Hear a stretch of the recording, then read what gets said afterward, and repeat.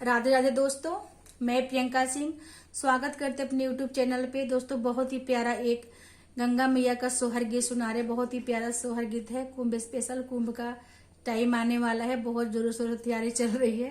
तो गंगा मैया का बहुत ही प्यारा सा सोहर है, सुनिएगा। अगर ये वीडियो पसंद आए तो इस वीडियो को ज्यादा से ज्यादा शेयर कीजिएगा। धन्यवाद।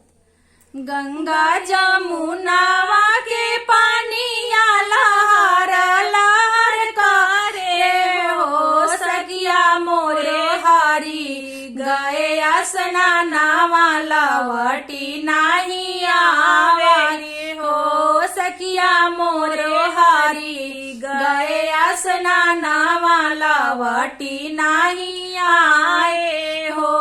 गंगा यमुनावा के पानिया लहर लहर करे हो सखिया मोरो हारी गए स्नानावा लवटी नहीं आए हो सखिया मोरो हारी गए स्नानावा लवटी नहीं आवे हो। द्वार से आए लक्ष्मण देवरता भाभी अरज करे हो। द्वार से आए लक्ष्मण देवरता भाभी अरज करे हो। देवरु तोरो भैया गए स्नानावा लवटी नहीं आए हो। देवरु तोरो भैया गए स्नानावा लवटी नहीं आए हो। बोलिया तो बोलू तू भाभी बोला ही नहीं जानू हो। बोलिया तो बोलू मोरे भाभी बोला ही नहीं जानू हो। भाभी कहाँ गए भैया हमारा तो तीनों नहीं मिलाई हो। भाभी कहाँ गए भैया हमारा तो है नहीं मिलाए हो। एकता है रे भारत कुंडा ता दूसरे सारा जो कुंडा हो।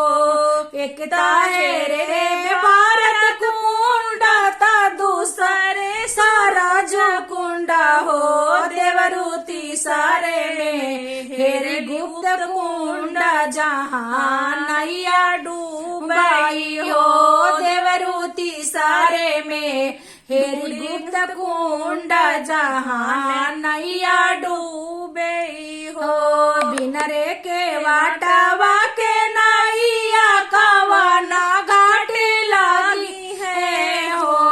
बिनरे के वाटावा के नैया कवाना घाट लगी है हो। देवरु बिना रे पुरुष के तिरियावा के करे डाड़ी लगी है ना हो। देवरु बिना रे पुरुष के तिवाइया के करे डाड़ी लगी है हो।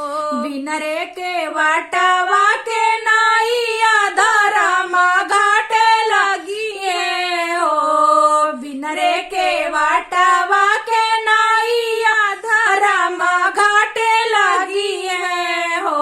बाली बिना रे पुरुष के तिरियावा देवर घाटी लगी है ना हो। बाबी बिना रे पुरुष के तिरियावा देवर डाड़ी लगी है हो। सुन मुखे अम्बावाना खाए मालिया न चाखी हो। सुन मुखे अम्बावाना खाए मालिया न चाखी हो। देवरू है मुखे लक्ष्मण बोलाई पुरुषा कैसे कहिबा हो। लक्ष्मण वही मुखे लक्ष्मण बोलाई पुरुषा कैसे बोल पुरुषा कैसे बोल